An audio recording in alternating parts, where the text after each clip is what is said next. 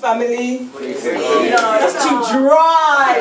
When I say greetings, I'm an African, I'm extending you a warm welcome. You're supposed to rewind and come correct to me. You can't say, you can't do that. If I was Beyonce, you lot be throwing money at me, you'd be standing up, you'd be shaking everything. Come on. I'm saying again, do it properly, do you know what I mean? Greetings. Much better, do you know what I mean? And as I was talking about Beyonce, let me just say, you know that song that she sang, I need a soldier in here, where they at, that's my song, she stole that song from me, right?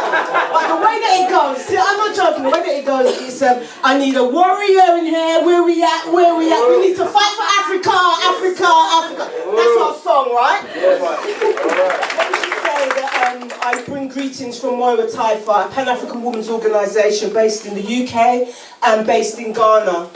In Swahili, Moyo-Wa-Taifa means heart of the nation, because we believe African women are the heart of the nation and central to every human endeavour. Let me just say that I'm here in the spirit of Nanny of the Maroons, freedom fighter.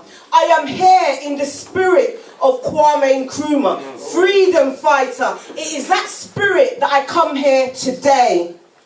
And let me just say that we call the names, because as Africans, we start all and everything we do with a libation. We call on our ancestors, we call on them to give thanks, we call on them to tell us to guide us, we call on them to remind us that we have that spirit to resist and we have the right to resist, and it is our duty. So it is in that spirit that I come here to you today.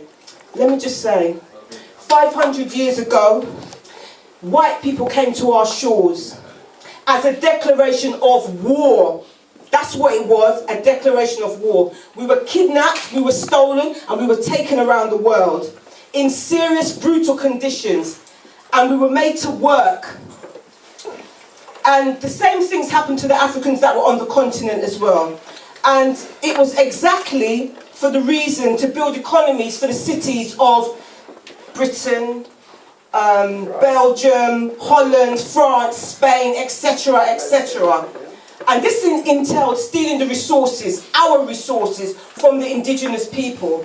Now in Britain we have to understand that we live at the expense of Africa. We have a national health system at the expense of Africa.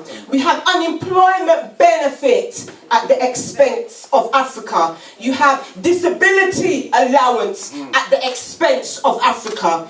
You have pensions at the expense of Africa. The luxurious lives, even those of us who live on unemployment benefit, it is a luxury. Do you know what I mean? You couldn't have it if it wasn't for the expense of Africa. Your children are in school. Our children are in the mines. That's how it is. That's the balance, and we have to understand that. Now, as Britain rose in the past, Africa fell. That's the relationship. We have to understand that the relationship is intertwined. It's a relationship that can't be broken unless revolutions break it. We have to say that our people on the continent are starving because you have food surpluses here. That's the reason.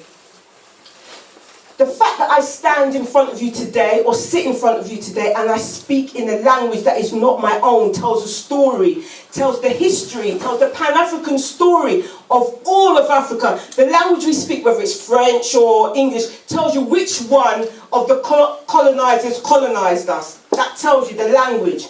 Now, the poet spoke of the day, 1884. He didn't say what that was, but for those of us who know, it's the Berlin Conference. It's where they ripped Africa apart, where they divided the continent, where white people came and drew lines all over and said, yeah, we'll have this piece, we'll have this. Well, who said you could have those pieces? Theft. Africa had been divided at that time like no other time. They separated nations. They told nations, you're now separated, you're different. And they pitted those nations against each other.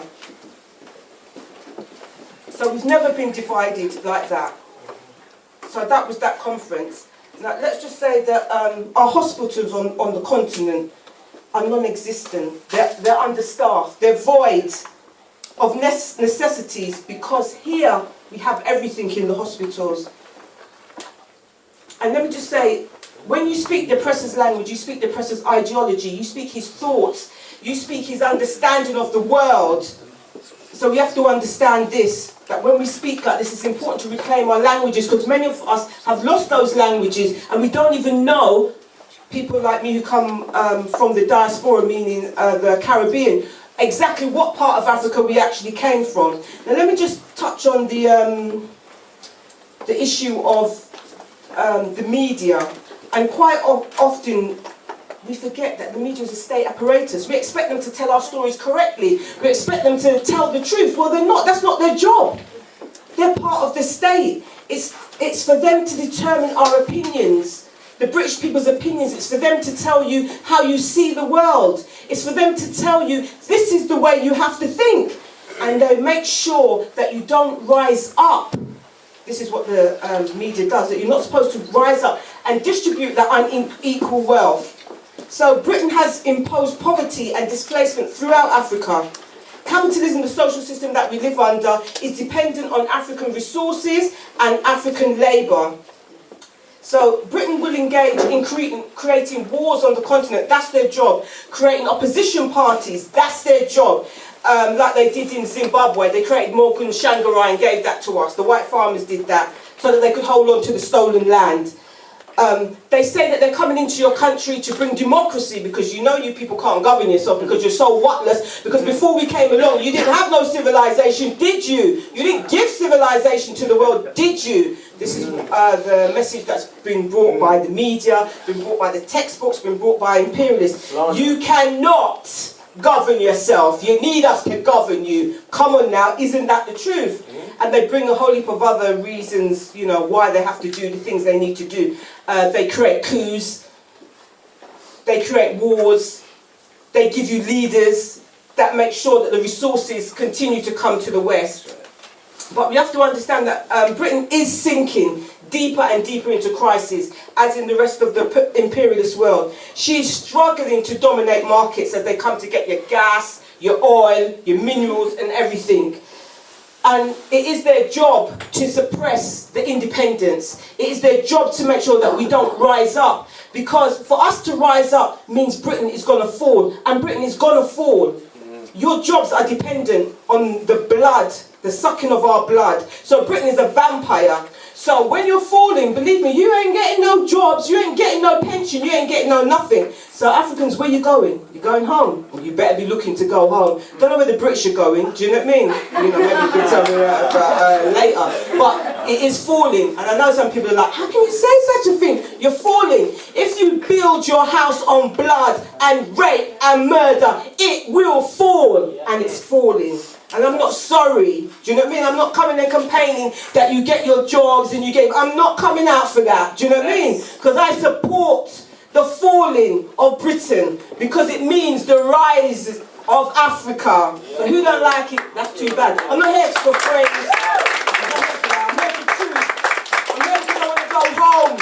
I'm here because the only place I knew freedom was on the continent of Africa. I ain't known freedom, and we don't even know what freedom is. We have no idea, because white people have been ruling the world for so long with its terror.